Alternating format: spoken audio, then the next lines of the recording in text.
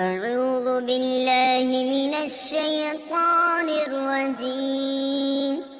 بسم الله الرحمن الرحيم. إذا جاءك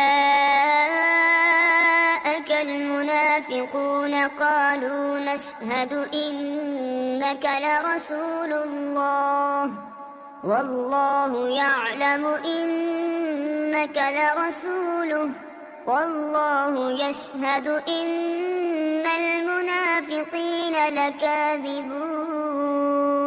اتخذوا أيمانهم جنة فصدوا عن سبيل الله إنهم ساء ما كانوا يعملون. ذلك بأنهم آمنوا ثم كفروا فطبع على قلوبهم فهم لا يفقهون.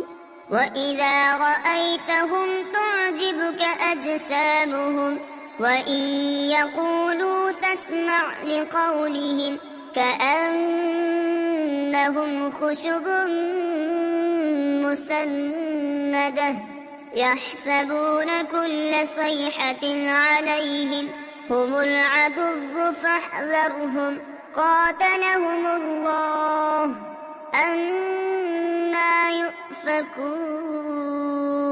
وإذا قيل لهم تعالوا يستغفر لكم رسول الله لووا رؤوسهم ورأيتهم يصدون وهم مستكبرون. سواء عليهم أستغفرت لهم أم لم تستغفر لهم لن يغفر الله لهم إن الله لا يهدي القوم الفاسقين. هم الذين يقولون لا تنفقوا على من عند رسول الله حتى ينفضوا ولله خزائن السماوات والأرض ولكن المنافقين لا يفقهون. يقولون لئن رجعنا إلى المدينة ليخرجن الأعز منها الأذل ولله العزة ولرسوله وللمؤمنين ولكن المنافقين لا يعلمون.